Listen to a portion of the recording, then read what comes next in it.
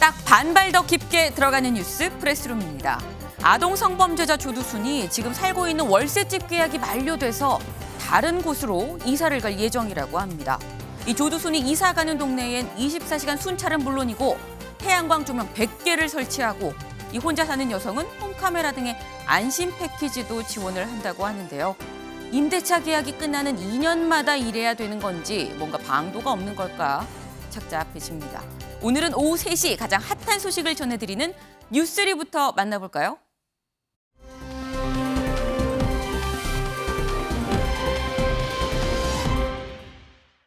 2022 카타르 월드컵 우리나라와 우루과이의 첫 경기를 광화문 광장에서 볼 수 있을지 오늘 결정됩니다. 이 광화문을 관할하는 종로구청이 오늘 우리나라 대표팀 응원단 붉은 악마가 낸 이 월드컵 거리 응원 안전계획서를 재심의해 조건부 동의로 통과시켰습니다. 심의 결과를 바탕으로 잠시 후 오후 5시 광화문 광장 자문단 회의가 열리는데요.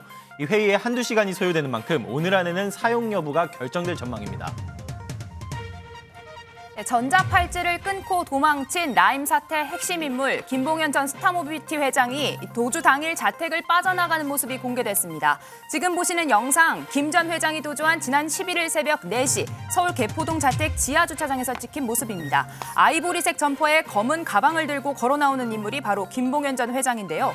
그 옆에는 김 전 회장의 도주를 도운 인물이 함께 짐을 나르고 있는데 검찰은 이 인물을 포함한 조력자 2명을 범인 도피 혐의로 구속했습니다.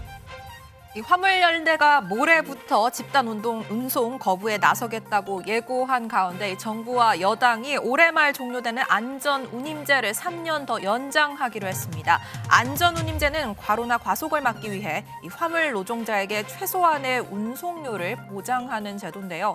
이 당정은 다만 화물연대가 주장하는 안전운임제 적용 품목 확대는 이 국민의 물류비 부담이 우려된다며 추진하지 못한다는 뜻을 밝혔습니다. 만약 안전운임제 일몰 연장에도 화물연대가 파업에 돌입한다면 법과 원칙에 따라 엄중하게 처리한다는 방침입니다.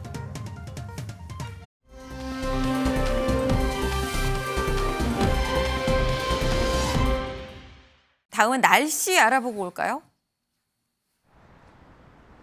네, 현재 장충단 공원에 나와 있습니다. 서울은 현재 비가 내리고 있진 않지만 하늘 표정이 꽤 어둡습니다. 특히 경북 동해안 지역은 호우주의보가 발효 중인 가운데 벼락을 동반해서 시간당 20mm 안팎으로 매우 강한 비가 쏟아지는 곳이 있는데요. 비구름대가 이동하면서 이 비는 점차 전국으로 확대될 것으로 보입니다. 내일까지 자세한 비의 양 살펴볼까요? 동해안을 따라서는 10에서 80mm, 많은 곳은 100mm가 넘기도 하겠습니다. 그 밖에 전국 내륙을 중심으로는 5에서 20mm 정도 되겠지만 짧은 시간 내 강한 비가 쏟아질 수 있어서 주의가 필요하겠습니다. 현재 충남과 전북의 미세먼지 농도 나쁨 수준까지 올라 있고요. 비가 내리면서 공기질은 차츰 깨끗해질 것으로 보입니다. 기온은 예년 이맘때를 크게 웃돌고 있습니다. 서울 등 대부분 지역에서 한낮에 15도 안팎까지 오르며 오늘도 포근함이 감돌겠습니다. 해상에는 풍랑특보가 발효 중인 가운데 특보구역이 점차 확대될 것으로 보입니다. 해상 안전에 신경 써주셔야겠습니다. 이번 가을비는 내일 오전이면 대부분 그치겠지만 동해안 지역은 내일 밤까지 이어질 수 있겠습니다. 지금까지 장충단 공원에서 MBN 날씨 박선아였습니다.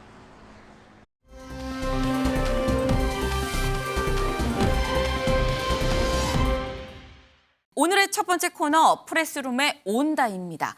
오늘 저희 프레스룸을 찾아주신 분, 제 옆에 앉아 계시죠. 지금 권영세 통일부 장관 모셨습니다. 안녕하세요. 네, 안녕하세요. 권영세입니다. 네, 저는 잘 알죠. 네, 예. 바쁘신데 와주셔서 감사합니다. 아니, 저희가 요즘 북한이 예사롭지가 않습니다. 예. 지금 김정은 북한 국무위원장이 딸까지 대동을 하고 지금 ICBM을 쐈거든요. 딸은 글쎄요. 왜 대동한 걸까요? 뭐 여러 가지 이유가 있겠지요. 네. 그래서 뭐 해석하는 분들에 따라서는 무슨 뭐 세습 얘기까지 하시는 분들도 있고 여러 가지가 네. 있는데 그 뭐 저희들이 생각을 할 때는 그냥 그 이 ICBM 발사도 뭐 자기네들이 일상적인 거다. 그리고 자기네들은 뭐 전혀 그런 부분에 대해서 뭐 특별하게 생각을 하거나 네. 이렇게 우리 아이랑 같이 나올 수 있을 정도의 일상적인 거다. 아마 이런 거를 한편으로는 내부에도 북한 내부에도 보여주고 네. 또 다른 편으로는 외부 대외적으로 네. 국제사회에서도 좀 과시하는 측면이 있지 않았나 이렇게 생각이 됩니다. 네. 뭐 저기 진짜 네. 뭐 핵심적인 부분이라든지 네. 이런 부분들은 뭐 본인들만 알고 있겠죠. 네. 사실 사거리가 상당해서 예. 이거를 언론에서는 괴물 ICBM이다 이렇게 붙이기도 했었거든요. 근데 이게 고각 위로 이렇게 쐈잖아요. 예, 그렇죠. 근데 이게 고각이 아니라 정상 각도로 발사를 안 하는 거냐 못 하는 거냐 사실 이걸 갖고도 좀 의견이 분분하더라고요. 어떻게 보십니까?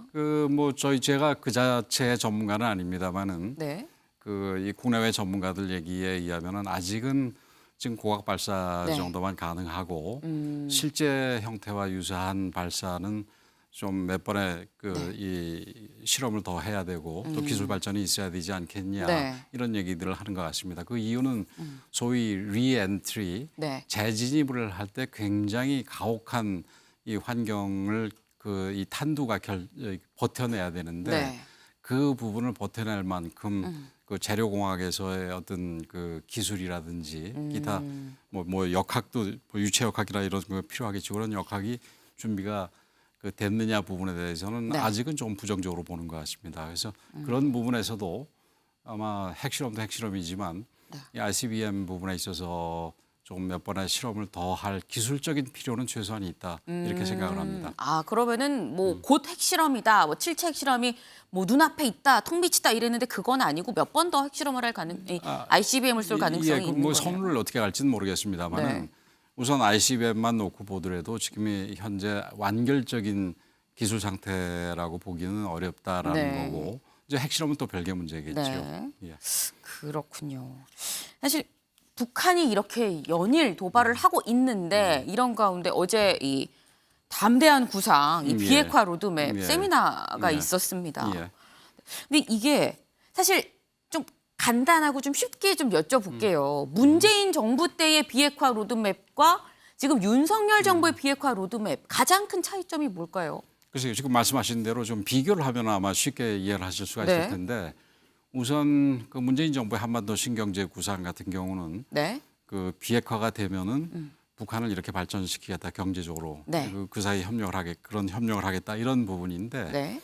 이 지금 담대한 구상은 북한의 비핵화를 위해서 서로 이렇게 단계적으로 네. 북한이 이렇게 했을 때 우리가 이 정도로 도와주겠다 이런 어떤 그 비핵화 자체를 목적으로 한다는 점에서 가장 큰 차이가 있고 네.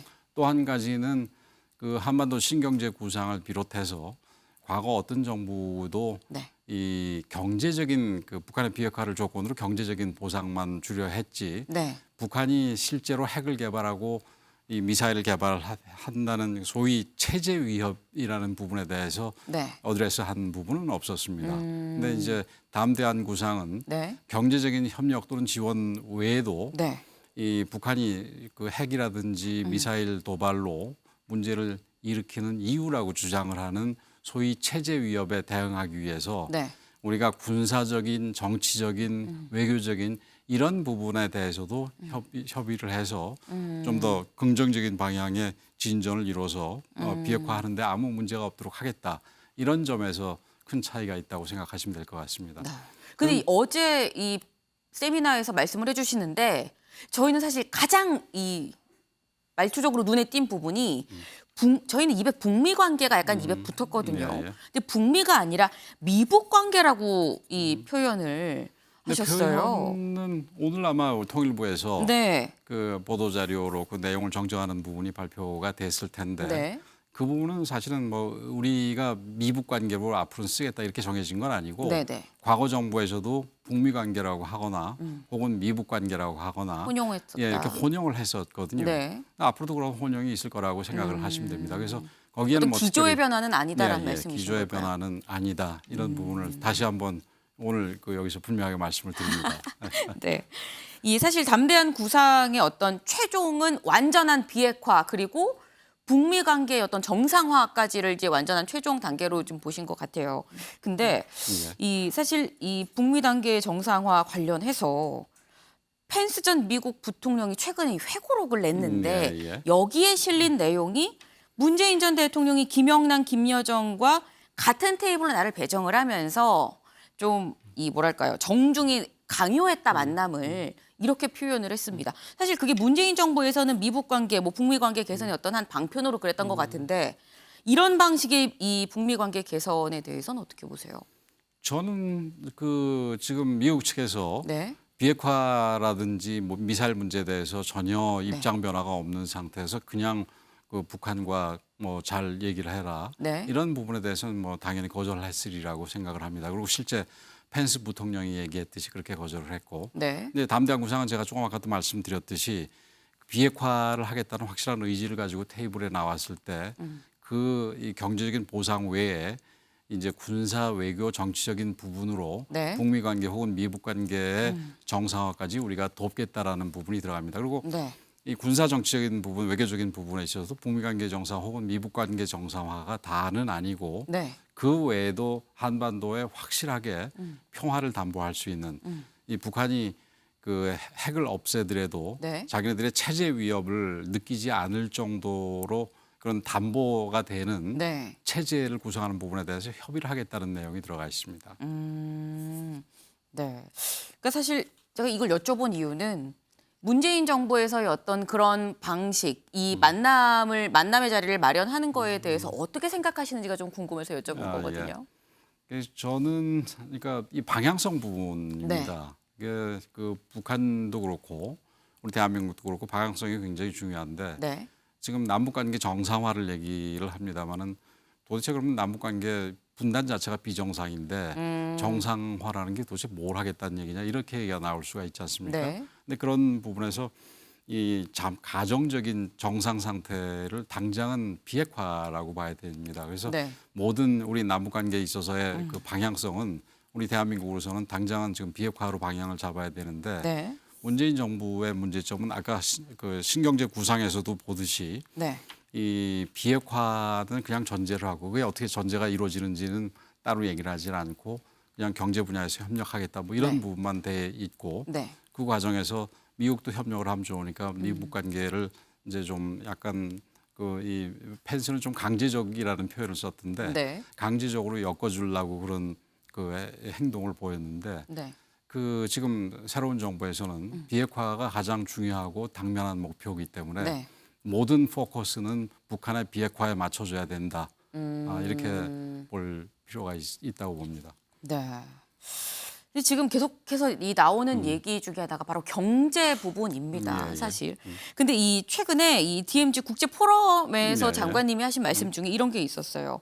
남북 간 민생 협력 토대가 단단히 구축이 되면 안보 우려를 해소하는 보다 더 큰 이 남북 관계 발전도 일어나갈 수 있다고 믿는다. 예. 이 말씀을 해주셨는데 사실 이런 취지에서 개성공단이 만들어졌었던 거긴 하거든요. 근데 지금도 개성공단 뭐 유명무실한데 예. 제2의 개성공단도 가능하다고 생각을 하시는 걸까요? 지금 이제 제가 어저께 말씀드린 취지는 뭐 이렇게 큰 프로젝트를 갑자기 하자는 얘기는 아니고요. 네, 그러니까 신뢰가 한반도에서 남북에서의 어떤 신뢰 관계를 얘기를 하는 네. 부분인데 지금 개성공단도 신뢰 부분이 그러니까 우리 안전이 이제 위협이 되니까 네. 중단을 했던 거 아니겠습니까? 네, 그것도 중단해서 재개가 안 되는 상황에서 지금 제2의 개성공단 하는 거는 뭐 생각할 수 없다고 보고요. 그러니까 작은 경제 협력부터 시작해서 뭐 경제 분야뿐만이 아니라 네, 이 보건 분야라든지 아니면 뭐 산림 분야, 기후 변화 분야라든지 이런 모든 부분에 있어서 네, 작은 협력을 쌓아 나가게 된다면은 남북 관계가 신뢰가 어느 정도 회복이 되고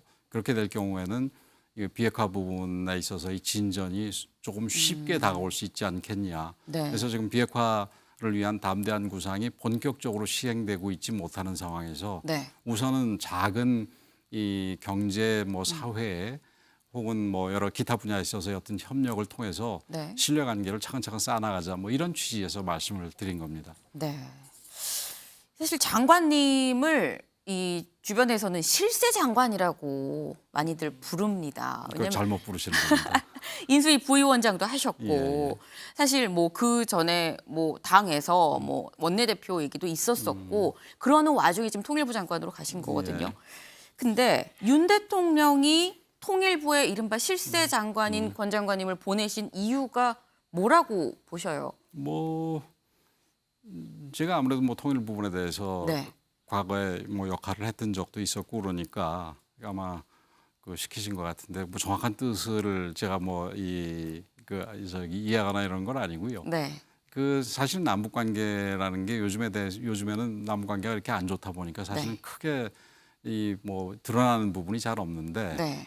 그 한반도에서 남북 관계는 굉장히 기본적인 거라고 생각을 합니다. 어떤 외교라든지 네. 무슨 뭐 군사라든지 이런 부분에 있어서도 굉장히 중요하고 네. 어떤 이념적으로 봐도 한 민족이 이렇게 분단이 돼 있다라는 부분이 그냥 우리가 그대로 놔둘 수는 없는 부분이거든요. 그리고 경제적으로 보더라도 네. 소위 코리아 리스크라는 게 다른 데서 오는 게 아니라 바로 남북 관계 분단에서 오니까 네. 이런 부분이 굉장히 중요한 부분이고 어떤 면에서는 우리가 기본으로 이 뭐 공기와도 같은 잘 느껴지지는 않지만 굉장히 중요한 부분이라고 생각을 해서 뭐 네. 저는 이걸 저한테 굉장히 중요한 역할을 맡겨주셨다 이렇게 생각을 하고 있습니다. 네. 그리고 최소한 뭐 그런 저기 생각을 가지고 일을 하고 있습니다. 네. 사실 장관님이시기도 하지만 또 당에서는 4선 의원 중진이세요. 예. 그 자꾸 얘기가 나오는 게 안 여쭤볼 수가 없습니다. 당 대표에 나오시는 거냐 다들 궁금해하는데 어떻게 나오실 생각이 있으십니까? 그 지금은 그렇게 조금 아까 말씀드렸듯이 네. 굉장히 중요한 남북 관계를 다루는 통일부 장관으로서 네. 통일부 장관직에 네. 열심히 하고 전념하는 거 외에 뭐 다른 생각은 하고 있지 않습니다. 지금은 내 방점을 좀 찍어도 될까요? 그런 건 아니고요. 뭐 지금 그렇다는 그 얘기를 드리는 겁니다. 네, 알겠습니다.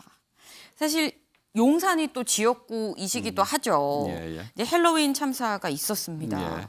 이제 헬로윈 참사 국정조사를 놓고 지금 뭐 여야가 굉장히 좀 대치하는 그런 상황이거든요. 국정조사에 대해서는 어떻게 보십니까? 그 아마 여야가 네, 원내에서 아마 뭐 잘 이 결정을 할 거라고 생각이 됩니다. 네. 아까도 말씀드렸듯이 지금은 제가 겸직을 하고 있지만 네, 그러니까 국회의원 정치인 혹은 국회의원직은 잠시 이게 그 덮어두고 네, 지금 행정부의 국무위원으로서 일만 하기 때문에 네. 뭐 생각이 여러 가지가 있지 않겠습니까? 근데 그런 생각을 뭐 제가 이렇게 밝히는 거는 적절하지 않다고 생각을 합니다. 오늘 적절하지 않게 그러니까 제가 답을 하지 못하는 부분을 말씀을 많이 물어보시네요. 네. 사실 담대한 구상 비핵화에 대해서도 비핵화 로드맵도 굉장히 많이 궁금해하실 수도 예, 예. 있지만 또 그런 당 대표에 나오시느냐 예. 뭐 이런 부분에 대해서도 많이들 궁금하실 것 같아서 좀 여쭤봤습니다. 제가 바쁘신 이 권 장관님 모시고 많은 얘기 좀 예. 여쭤봤는데요. 다음에 또 뵐 예. 수 있도록 하겠습니다. 다음에 또 담대한 구상으로 많이 물어봐 주시기 바랍니다. 알겠습니다. 예. 감사합니다.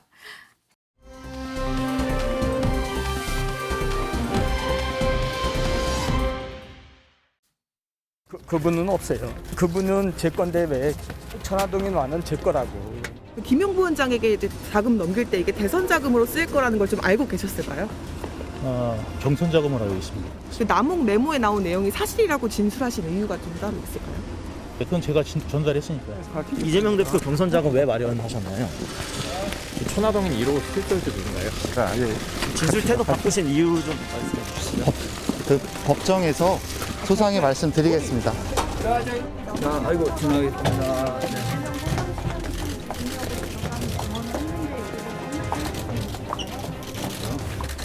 남욱 변호사가 1년 전에 수사 당시에 진술하지 않은 이유로 뭐 선거도 있었고 겁도 많아서 사실대로 말하지 못했다고 답을 했는데 이에 대한 대표님 입장 좀 들어볼 수 있을까요?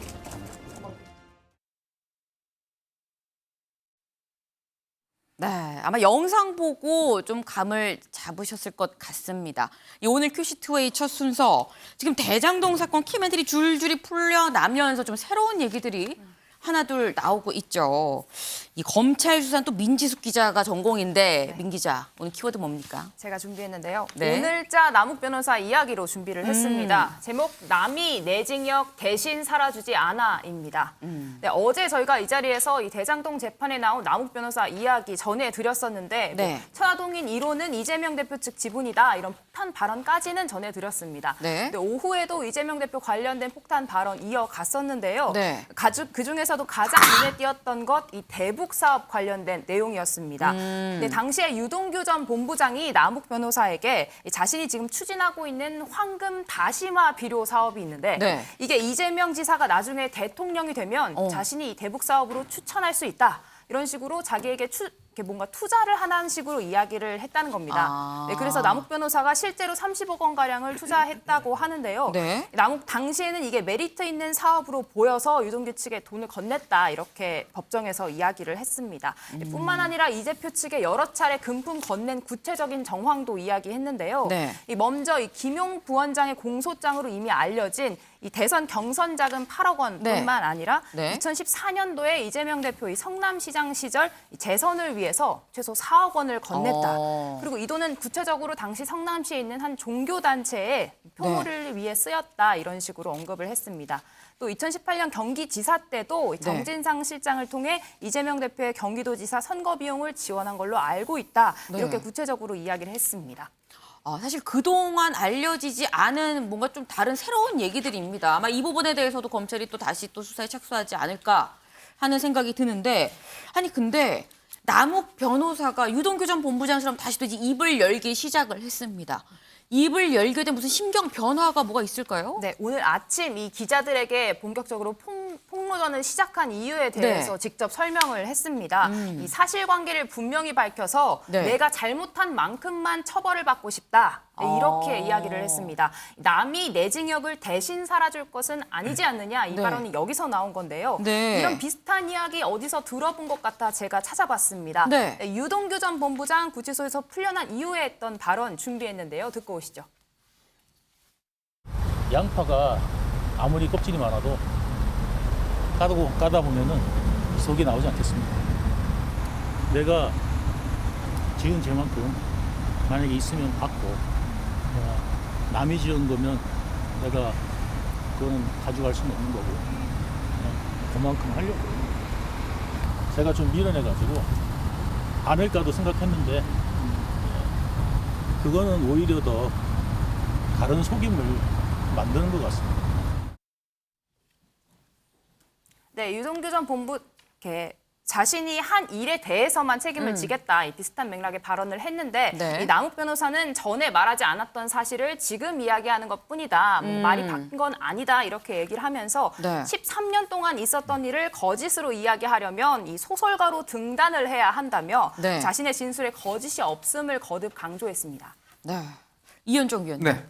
지금 보면은 뭐 남욱 변호사, 유동규 전 본부장 지금 다들 얘기를 하면서 하는 얘기가 난 있는 그대로 나는 내가 진 죄만 갖고 가겠다. 내 징역 살아주는 거 아니고 이런 얘기를 지금 하고 있습니다. 근데 이제 모레 김만배 씨도 나오거든요. 그렇죠. 근데 김만배 씨도 지금 이런 상황을 쭉 보면 입을 열지 않지 않을 수 없는 약간 그런 상황으로 흘러가는 게 아닌가 싶기도 합니다. 보통 이런 건 이제 죄수의 딜레마라는 이야기를 하는데요. 그러니까 서로 간에 어떤 면에서 보면 이제 서로 진술이 어떻게 하는지 모르는데 문제는 자기가 모든 책임을 떠안을 것 같다라는 두려움. 이제 이것 때문에 어떤 면에서 보면 진술을 이제 하게 되는 이런 상황이 이제 벌어지는 거 아니겠습니까? 아마 그 남욱 변호사도 이야기를 했지만 그러니까 정권 교체가 예를 들어서 될 줄은 몰랐고 이재명 대표가 대통령에 당선됐더라면 아마 지금의 진술을 바뀌지 않았을 것 같아요. 근데 지금 진술 자체가 바뀐 거는 일단 제일 중요한 거는 이제 정권 교체가 돼서 새로운 또 검찰이 들어왔고 또 두 번째는 이제 본인들이 보니까 이 책임을 다 본인들이 지금 떠안아야 되는 그런 상황이 있지 않겠습니까? 그러니까 유동규 이야기했지만 나는 내가 잘못한 만큼만 책임지겠다라는 이야기를 하잖아요. 그나마 남욱 씨도 마찬가지일 것이고 특히 김만배 씨 같은 경우도 이제 24일 날 나오는데 아마 본인도 현재 상황으로 보면 이 모든 책임들을 일단 져야 되는 그런 상황이거든요. 그 더군다나 제일 중요한 거는 본인들의 재산을 지키는 일 아니겠습니까? 최소한이 일 텐데 이런 부분들을 어떻게 하면 할 수 있을까라는 것 책임 때문에 결국 이제 배임의 어떤 최종점인 이재명 대표를에게 책임을 떠넘김으로 인해서 자기들이 가져야 할 책임은 좀 줄이겠다. 아마 이런 심산인 것 같고 또 하나는 이제 자기들이 현재 가지고 있는 어떤 재산을 지키겠다는 그런 측면들. 그리고 다들 석방되다 보니까 또 구속되기는 어렵지 않습니까? 아마 그런 것들도 실제로 이들의 진술을 바꾸게 하는 그런 중요한 요인이 아닌가 싶습니다.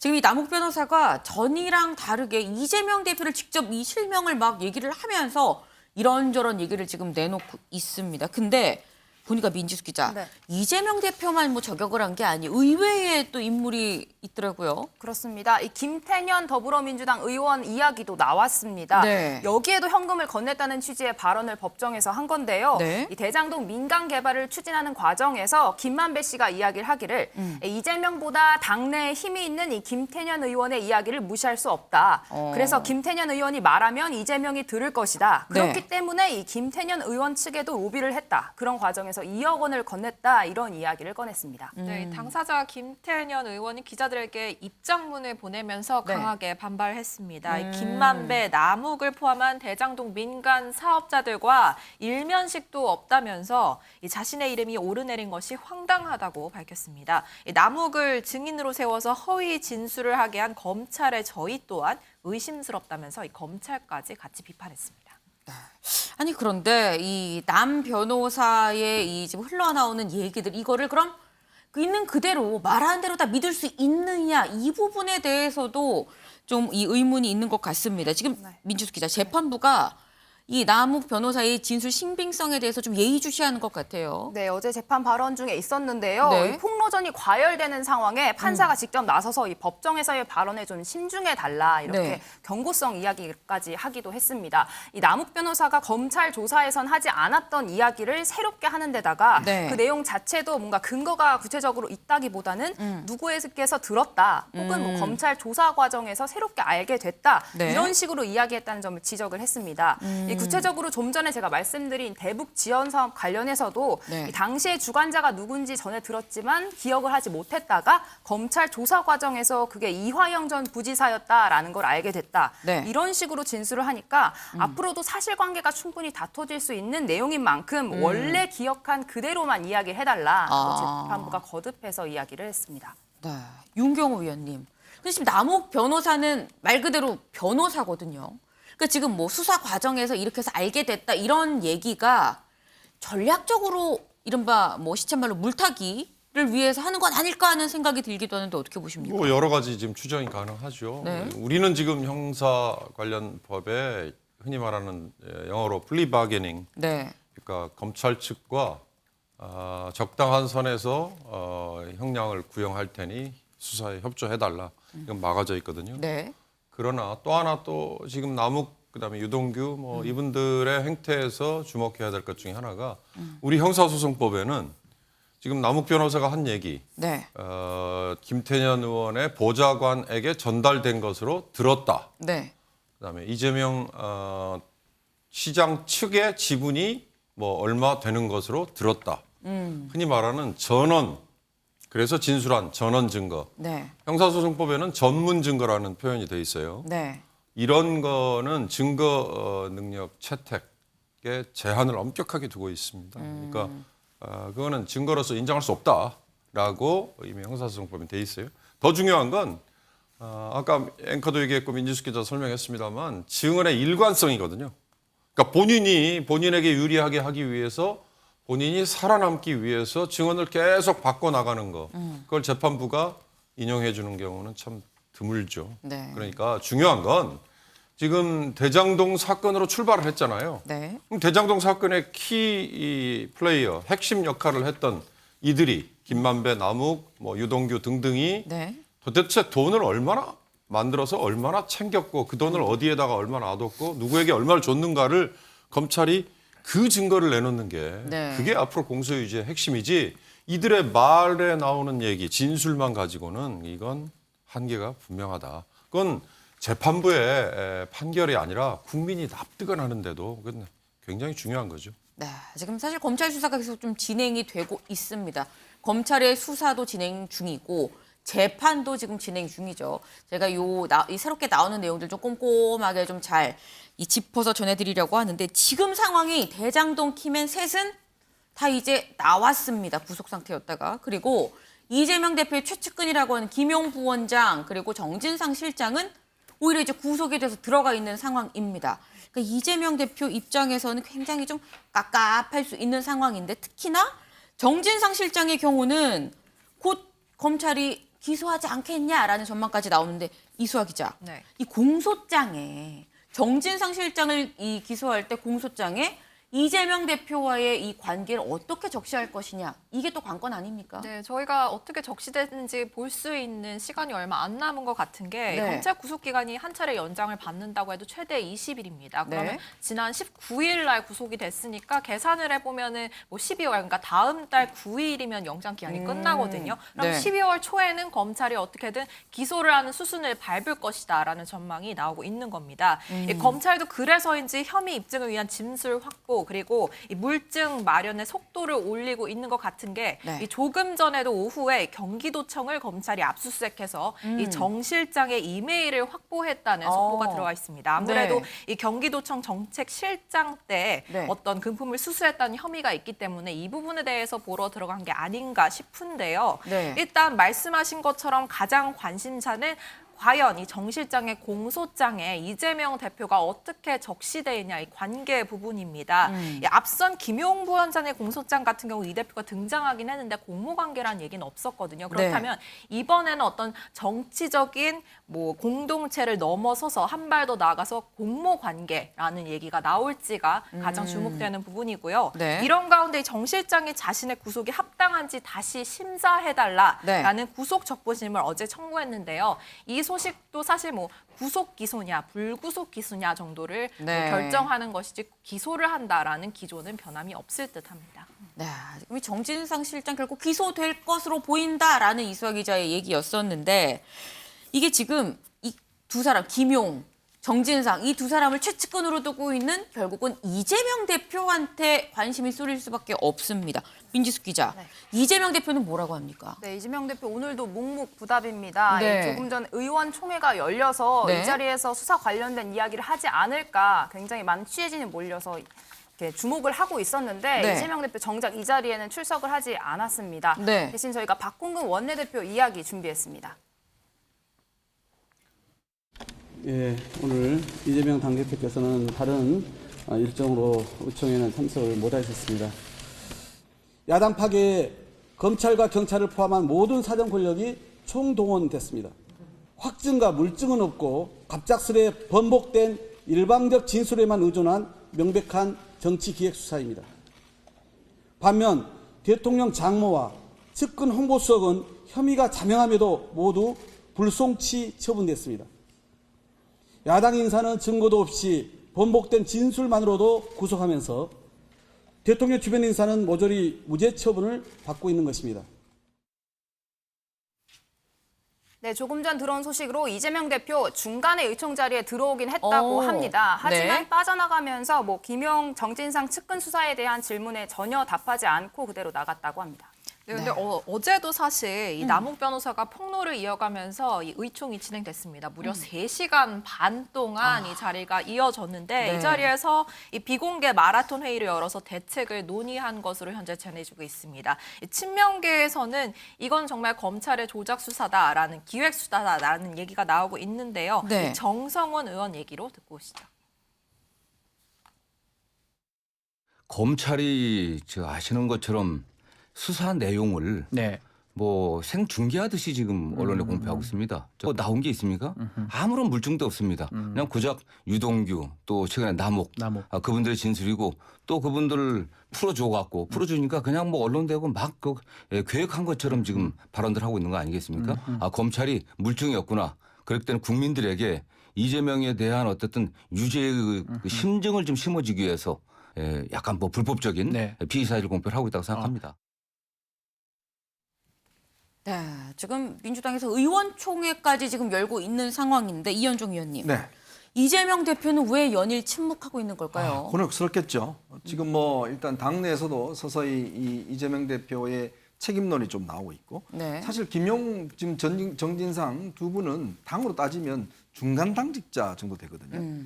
근데 중간 당직자 2명의 구속을 놓고 지금 당 대변인 뭐 다 나서서 지금 커버를 하고 있지 않습니까?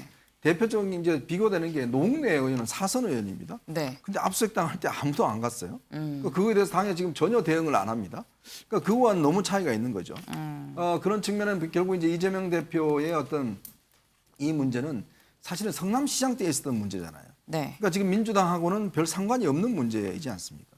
그렇다고 또 2명의 지금 이 원래 민주당 당헌 8조에 보면 기소가 될 경우에 일단 당직을 못 갖도록 돼 있는데 그걸 뭐 가질 수 있도록 이렇게 규정을 바꿨지만 어쨌거나 지금 김용 부원장 같은 경우는 당직을 일단 상실해야 되는데 그것도 지키고 있고 이제 그렇다 보니 아마 당내에서 이런저런 이야기들이 꽤 나올 가능성이 있습니다. 아마 그래서 아마 오늘 의원총회에서 참석을 하지 않은 것 같고 이 흐름은 더 강화될 수밖에 없을 것 같아요. 지금 아마 다음 달에 특히 이낙연계 서른 의원이라든지 윤영찬 의원이 미국을 방문한다고 그래요. 이낙연 전 대표가 아마 내년 3월쯤 귀국을 하고 아마 책도 곧 출판한다고 그럽니다. 아마 그런 것들이 이재명 대표의 사법 처리와 같이 맞물리면서 민주당 내의 어떤 여러 가지 비주류의 목소리가 더 커지는 상황이 아니겠는가 그렇게 봅니다. 지금 이 민주당 내 비주류, 그러니까 비명계의 목소리가 더 커지지 않겠느냐라는 전망을 또 주셨습니다.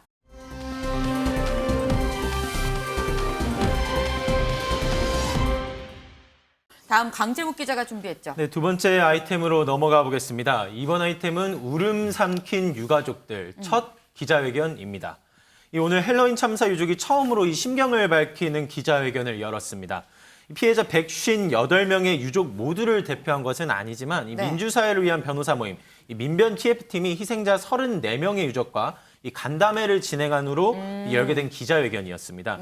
이 아이들이 죽어갈 때 국가는 어디 있었느냐 호소했는데요. 먼저 영상으로 확인하고 오시겠습니다. 믿고 싶지 않았고 믿을 수 없어서 병원으로 가보았는데 지안이가 맞았습니다. 지안아, 넌 오늘도 못 먹었구나. 가슴이 미어졌습니다. 제 심장이 눈물로 가득 차 숨조차 쉬기 어려워 마스크를 내립니다. 참사와 관련해서 가장 서로 공감할 수 있고 서로 위안받을 수 있는 사람들은 같은 유가족들입니다. 유족들이 모이면 안 되는 것입니까? 유족들이 무슨 반정부 세력도 됩니까? 보신 것처럼 철저한 진상규명 또 책임자 처벌을 요구하는 내용입니다. 구체적으로 6가지 요구사항을 이제 정리해서 발표하기도 했는데요. 이 진정한 사과, 책임규명부터 이 피해자 추모를 위한 적극적인 조치 등이 담겨 있었습니다.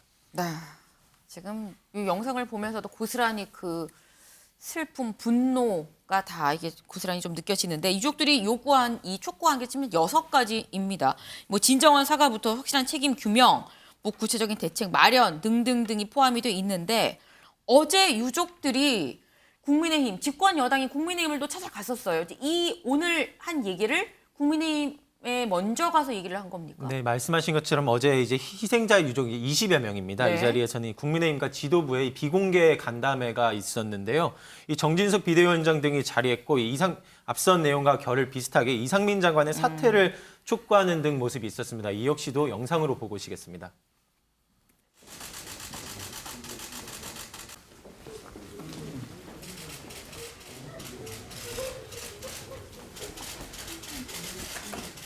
간담회 자리라고 하지만 사실은 유가족들 그 절절한 말씀을 좀 들어드리는 그런 시간이었죠.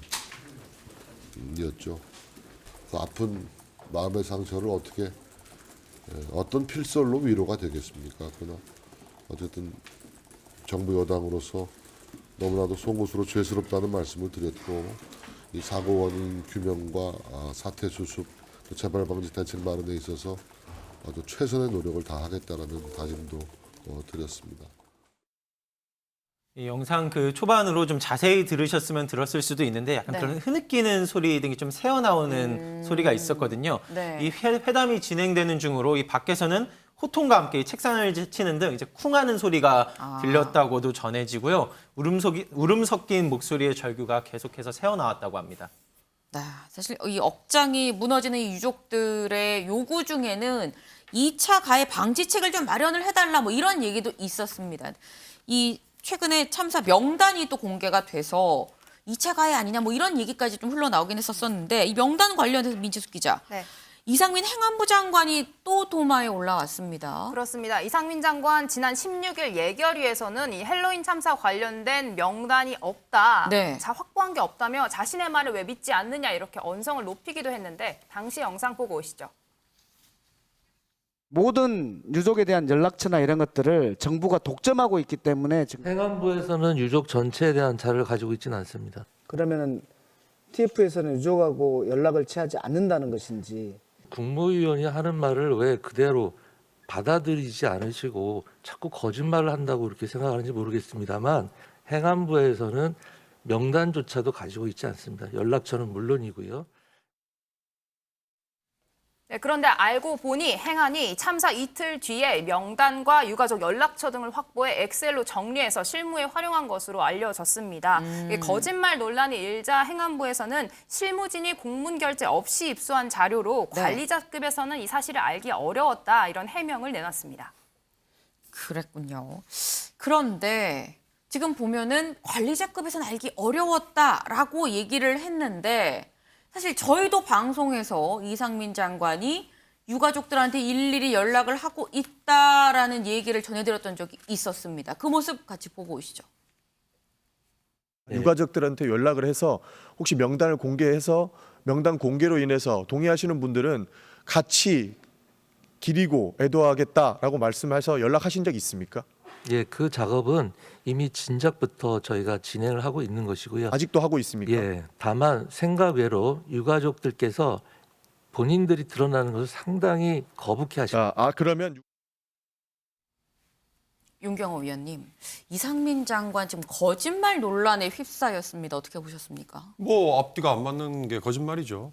아니면 본인이 업무를 제대로 파악하지 못하고 있거나 처음부터 이건 내 책임이 아니야. 정부 책임이 아니야. 행안부 책임이 아니야. 경찰 지휘 감독은 행안부의 몫이 아니야. 뭐 딴살림 운운하고 그랬잖아요. 그런 생각이 처음부터 있어서 아예 선을 긋겠다는 과도한 원칙이랄까? 이런 것들이 그때그때 질문이 나올 때 나오는 대답의 일관성을 그냥 전혀 훼손해버리는 이상민 장관은 참 미안한 얘기지만 매를 계속해서 스스로 버는 것 같아요. 그러면 저런 게 과연 윤석열 대통령에게 도움이 될 거냐. 그러니까 과거에 세월호 때 주무부처 장관이었던 이주영 당시 해양수산부 장관에게 처음에는 갖은 질타가 쏟아졌죠. 그러나 이주영 장관이 턱수염 수북하게 쌓여 있으면서 80 며칠간을 진도에서 아니면 유가족들 옆에서 정말 충심으로 옆에서 지키면서 소임을 다하고 그러고 난 다음에 물러났잖아요. 그 중간 과정에는 이주영 장관의 그 진심이 받아들여져서 물러나라 이런 얘기 쏙 들어갔었던 걸로 기억해요. 지금 이상민 장관이 그렇게 유가족들에게 그리고 국민이 보기에 이 일의 사후수습 정말 제대로 하고 있다라고 한다면 왜 그만두라는 얘기를 하겠어요. 근데 저렇게 얘기만 하면 서로 앞뒤가 안 맞는 이런 것들 때문에 아마 야당으로부터 좀 공세를 당하는 거 아닐까. 본인 스스로 아마 잘 알 것 같습니다. 네, 지금 굉장히 쓴소리를 좀 해주셨습니다. 지금 이 헬로윈 참사 관련해서 윤 대통령도 오늘 오전 국무회의에서 직접 입을 열었는데요. 그 모습 같이 보고 오시죠. 이태원 참사의 유가족과 부상자 지원에 부족함이 없도록 원스톱 통합지원센터 운영에도 만전을 기하고 경찰 특수부는 철저한 진상 규명에 총력을 다해 주시기 바랍니다. 네, 윤 대통령의 저 국무회의 발언이 있고 난 다음에 나온 얘기가 민지숙 기자.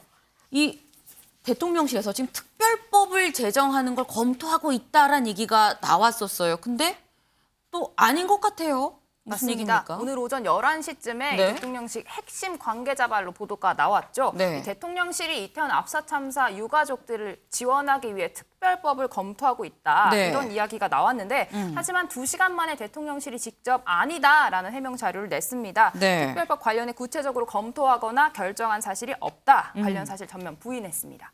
네. 이게 지금 특별법이 논의가 되는 건지 안 되는 건지 어느 정도 수준으로 좀 얘기가 되는 건지 아예 전혀 논의가 안 되는 건지 지금 안에서도 지금 말이 바뀌고 있는 그런 상황입니다. 좀 혼란스러운데 이것 외에도 지금 세세하게 지금 특수본에서 사실 헬로윈 참사 관련해서 이 책임 규명, 진상 규명을 위해서 지금 수사를 하고 있는데 민지숙 기자, 여기에서 지금 기동대 요청을 용산서에서 서울청으로 했냐 안 했냐 이걸 두고 좀 진실 공방이 좀 벌어지는 것 같아요. 맞습니다. 이임재 전 서장은 이 참사 전에 기동대 배치를 요청했다는 입장이죠. 영상으로 준비했습니다. 용산경찰서에서도 이 헬로윈 관련해서 지원 요청이 있었죠. 우리 서울경찰청장님. 지원 요청이 있었죠. 그것은 교통 기동대를 지원 요청해서 일개 그러니까 용산경찰서에는 서울경찰서를 해가지고 직접 요청이 없었습니까? 용산경찰서 차원에서 요청은 없었고 아까 그 요청이 없었는데 이렇게 판단한 거 아닙니까? 그거는 경찰서 자체에서 판단해라 이렇게 한 거 아닙니까? 서울경찰청에서? 기동대를 배치해야 된다라는 요청을 서울경찰청에 한 적이 있습니까? 없습니까? 있습니다. 제가 보고받기로 서울청장님께서 재차 검토를 하였으나 집회 시 경력 부족 때문에 지원이 안 되는 걸로 서울청장님이 2번이나 검토한 결과에 대해서 제가 또 어떤 건의를 드린다는 것은 상당히 현실적으로 어렵다는 그런 판단을 했기 때문에 저는 다시 건의를 못 드렸습니다.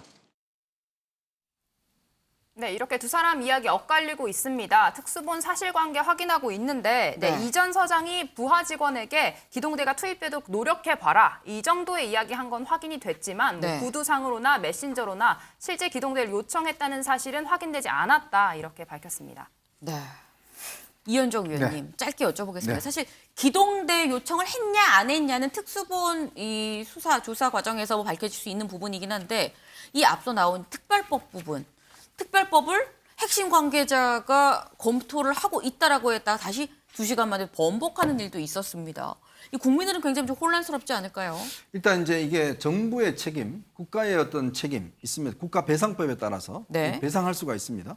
근데 문제는 지금 특별법을 만들겠다는 것 자체는 보면 지금 현재 경찰서장들이 지금 책임을 회피하고 있잖아요. 그러니까 이 책임이 분명해져야 돼요. 국가 배상법을 하려면. 그렇지 않으면 사실은 특별법 만들어 세월호 특별법처럼 그렇게 어떤 유족들한테 이제 지원을 해야 되는데 제가 알기로는 아마 특별법도 검토하고 있는 걸로 알고 있습니다.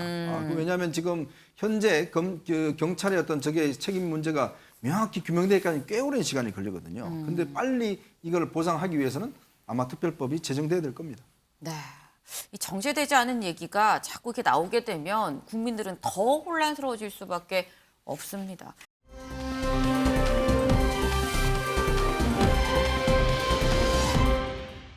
다음 소식 이수아 기자가 준비했죠? 네, 짧게 연예계 소식 들어보고 가겠습니다. 제목은요. 이승기 죽인다던 대표 내 불찰입니다.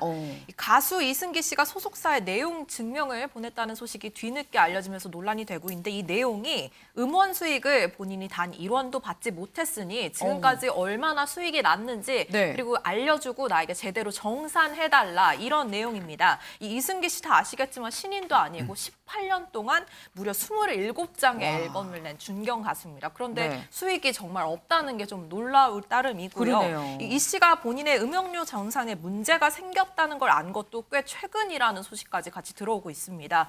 이 지난해 1월에 이 씨가 기획사 경영팀으로부터 이 최근에 낸 음원과 앨범에서 3,300만 원 정도의 수익이 났다라는 소식을 전해 듣고 아 나도 마이너스 가수가 아니구나라고 내심 기뻐서 이 소식을 같이 음악하는 선배에게 공유했다고 합니다. 그러니까 이 선배가 너 정도면 수익이 안 날 수가 없다. 어떻게 정산을 받고 있는 거냐. 한번 계약 내용을 확인해 봐라라고 문제 제기를 했고 이 부분에서 자신의 정산이 잘못되고 있음을 인지하고 지난 19일 내용 증명을 제출했다고 알려지고 있습니다. 아니 지금 계약서를 확인을 이승기 씨가 했다는 거잖아요.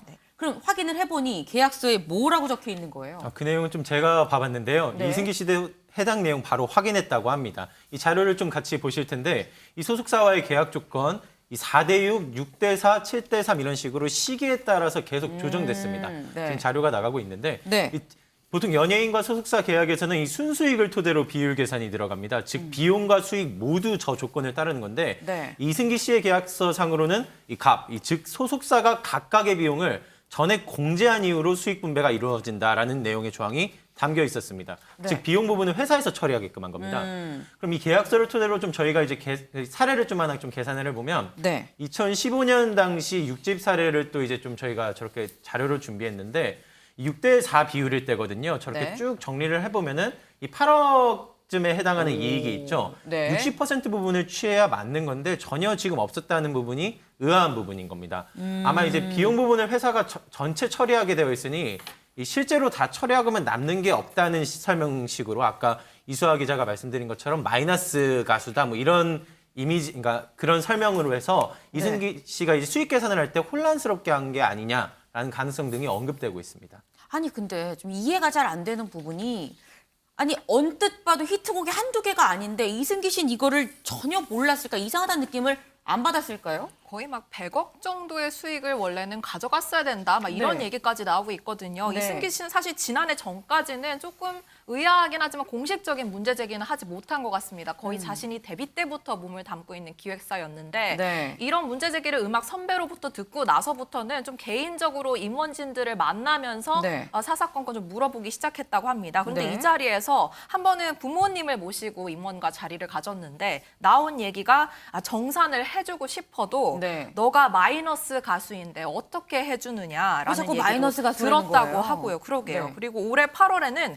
앨범 홍보비가 얼마나 드는지 아느냐라면서 기자들에게 돈 주고 뭐 이런 식으로 많이 나갔다라는 설명을 하는가 반면 네. 또 내 팬들은 앨범은 안 사고 돈은 안 주는데 원하는 건 참 많다 등의 얘기를 꺼내놨다고 합니다. 이렇게 뭐 어쨌든 조용하게 좀 해결하려고 이 씨는 노력을 해봤던 것 같은데 네. 결정적으로 이걸 공론화하게 된 계기가 이 매니저와 이 기획사 대표와의 문자 내용을 이 씨가 전해 들으면서부터입니다. 그러면서 이승기 씨가 이 회사를 상대로 내용 증명을 보낸 것을 두고 본인의 이름과 생명을 걸고 이 씨를 기필코 죽여버리겠다는 말까지 대표가 했다는 소식을 전해 들었다고 합니다. 아니 근데 그렇다고 한다면 강재묵 기자 예. 소속사는 뭐라고 합니까? 네, 입장문 밝혔는데요. 이 권진영 대표 입장문 저희가 같이 보시면은 죄송스러운 마음이라 되어 있지만 좀 사실 여부를 떠나 죄송하다 이런 식으로 정확한 의사 표현은 조금 보류한 상태입니다.